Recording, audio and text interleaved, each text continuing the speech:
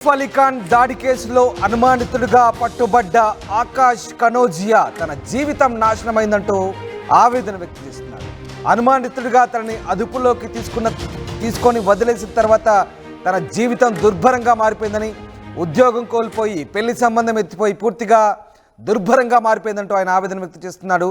దాడి కేసులో అనుమానితుడంటూ కొద్ది రోజుల క్రితం అతన్ని అదుపులోకి తీసుకున్నారు పోలీసులు. ఆకాష్ కనోజియా అనే డ్రైవర్ను అరెస్ట్ చేశారు ముంబై పోలీసులు. ఛత్తీస్గఢ్లో అరెస్ట్ చేసి ముంబై తీసుకొచ్చారు. అసలు నిందితుడు కాదని తేలడంతో ఆకాష్ను వదిలేశారు పోలీసులు.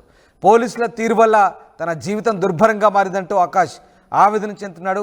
ఉద్యోగం కోల్పోవడంతో పాటు పెళ్లి సంబంధం చెడిపోయిందంటూ ఆకాష్ బాధపడుతున్నాడు.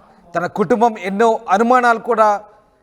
అవమానాలు ఎదుర్కొంటుందంటూ ఆకాష్ వాపోతున్నాడు. ఇక కాబోయే భార్యను కలిసేందుకు వెళ్తుంటే అన్యాయంగా అరెస్ట్ చేశారంటూ ఆకాష్ చెప్పుకొచ్చాడు.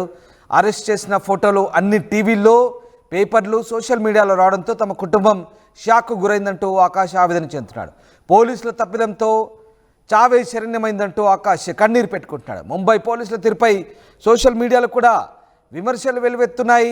ముంబై పోలీసులు చేసిన చర్య సిగ్గుచేటంటూ సోషల్ మీడియాలో కూడా స్పందిస్తున్నారు. ముంబై పోలీసుల తీరుతో ఒక అమాయకుడి జీవితం దుర్భరంగా మారిపోయిందని పేర్కొంటూ ఆకాష్ కనోజియా అనే 31 ఏళ్ల డ్రైవర్ను ఛత్తీస్గఢ్లో దుర్గ్ రైల్వే స్టేషన్లో అరెస్ట్ చేశారు. విచారణలో అసలు నిందితుడు కాదని తేలడంతో పోలీసులు అతన్ని రిజెక్ట్ చేసిందని అమ్మాయి కుటుంబీకులు కూడా తేల్చెప్పినట్టుగా బాధపడుతున్నారు. అయితే తనపై కఫ్ పరేడ్ గుర్గావ్లో 2 కేసులు ఉన్నమాట వాస్తవమన్నారు. ఇక ముంబై పోలీసులు చేసిన ఒక తప్పిదం తన జీవితాన్ని నాశనం చేసినట్టు ఆకాష్ చెప్తున్నాడు. తనకు మీసాలున్నాయని సీసీటీవీలో కనిపించిన వ్యక్తికి లేవని, ఆ విషయాన్ని పోలీసులు గుర్తించలేకపోయారంటూ చెప్తున్నాడు. కొన్ని గంటల్లోనే అసలు నిందితుడు దొరికాడని, లేదంటే కేసులో తాను ఇరుక్కుపోయేవాడంటూ కన్నీటి పర్యంతమవుతున్నాడు ఆకాష్ కనోజియా.